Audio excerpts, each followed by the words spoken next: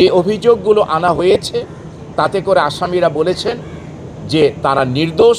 জনাব ফজলে করিম চৌধুরী বিরুদ্ধে এই ট্রাইব্যুনালে আনিত অভিযোগের প্রেক্ষিতে আজকে স্ট্রেচারে করে, যেহেতু তিনি দীর্ঘদিন যাবৎ অসুস্থ, শয্যাশায়ী এবং চলাচলে স্বাভাবিক কাজকর্ম করতে শারীরিকভাবে অক্ষম, আজকে তাকে স্ট্রেচারে করে এই মহামান্য ট্রাইব্যুনালে তাকে প্রডিউস করা হয়েছে এবং অপরাপর যারা আসামি ছিলেন তাদেরকেও প্রডিউস করা হয়েছে। বেশ কিছু আসামি পলাতক রয়েছে।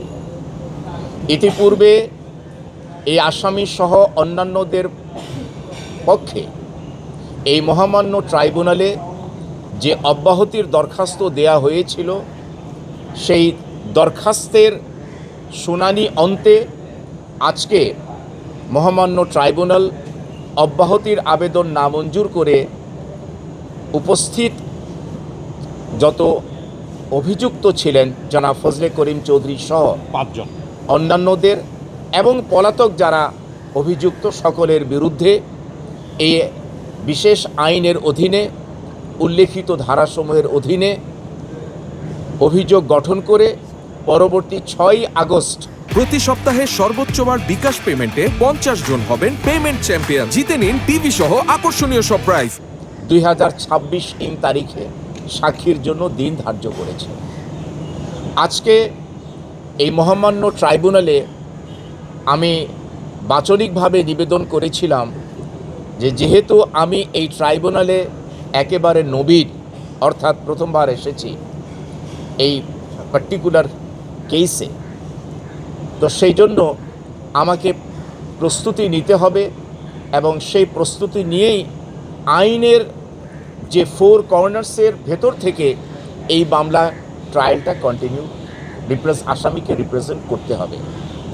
আমি প্রসিকিউশনের কাছে, মহামান্য ট্রাইব্যুনালের কাছে কৃতজ্ঞতাবোধ এবং ধন্যবাদ জ্ঞাপন করছি যে প্রসিকিউশন সময় দেওয়ার ক্ষেত্রে অনাপত্তি দিয়েছেন এবং প্রসিকিউশন বলেছেন যে এই মামলার ট্রায়ালটা যেন সুন্দরভাবে পরিচালিত হয়। সব কিছু মিলিয়ে from the prosecution side and from the defence side এই সহযোগিতাটা প্রসিকিউশন করেছেন, সেজন্য আবারও আমি প্রসিকিউশনকে ধন্যবাদ জানাই। 6 আগস্ট 2026 তারিখে এই মামলার সাক্ষীর জন্য দিন ধার্য আছে। প্রথমত, এই মামলায় আজকে মহামান্য ট্রাইব্যুনাল লিখিত যেই চার্জ গঠন যেটা পাঠ করে শোনালেন, সেটার কপি যখন উত্তোলন করা হবে, প্রসিকিউশন ডকুমেন্টসের কপি যখন সংগ্রহ করা হবে এবং কোন কোন ওরাল এবং ডকুমেন্টারি এভিডেন্সের উপরে প্রসিকিউশন তার আনিত অভিযোগ প্রমাণ করতে চান, সেইটার কনসার্নে ডিফেন্স তখন সেই আলোকেই অ্যাকিউজডকে রিপ্রেজেন্ট করবেন। সুতরাং ওই ডকুমেন্টসগুলো এখন পর্যন্ত আমাদের হাতে নাই। সুতরাং ওই ডকুমেন্টস প্রাপ্তির সাপেক্ষে মামলার মেরিট সম্পর্কে এবং এভিডেন্সের প্রকৃতি সম্পর্কে তখন ভবিষ্যতে বলা সম্ভব হবে। আপাতত আমরা এটুকু বলতে পারি যে অভিযোগগুলো আনা হয়েছে তাতে করে আসামিরা বলেছেন যে তারা নির্দোষ, নট গিলটি।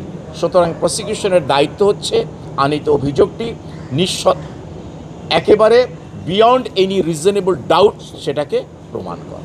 প্রথম বিষয়টি হলো,